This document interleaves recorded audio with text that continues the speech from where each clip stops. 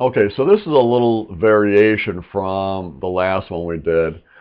In this situation, we're just going to be doing like a monthly comparison, month over month comparison.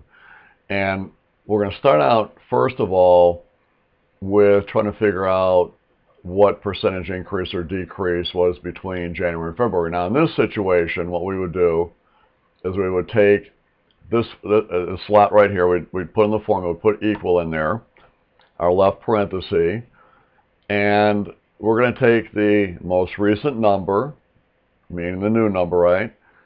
Take that, right? Minus that, right?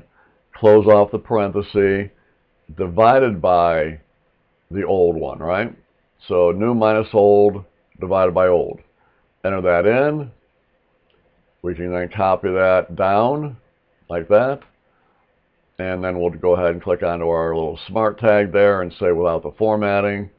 Ends up looking good. We also get the little wedgie in there, so we'll just go ahead and take care of that by saying there's nothing wrong with it, as we learned earlier. Now, the only problem is I can't copy this over because this is actually calculating on these two cells here. When I copy it 2 over, it's basically going to go and do this and this. It's not going to compare properly. So we do this once, and then we got to do it, just the way I've got it designed here. And then I'm going to do it one more time here, and then when I do this one, then I'll be able to copy it over. All right. So at this point, I'm going to do equal, left parenthesis, all right, and then I'm going to say, well, my newest number, this is going to be for March. I'm going to take my new number, March, minus my older number, February, right?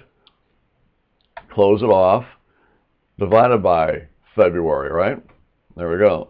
Enter that in, and I can go from 148 to 273. That looks about right. And then I can copy that down, hit my smart tag, hit my green wedgie, ignore it, right? There we go. So January to February, up 29 overall. February to March, up 14 overall, despite tie fly and red blue here, right? Now, I should be able to take this formula here, actually this whole series of them really, take this whole thing, right click and hit copy, all right? And then go over to here, right click it, and then hit paste. And there we go, no problem. And over here now, since this is still got the ants running around, I can go to this one here, right click and paste it, right click it and paste it, and there we go. And then I can go to the ones that have the green wedgie and just click onto them, ignore error, click on. Now, what I can also do too, let me just undo that.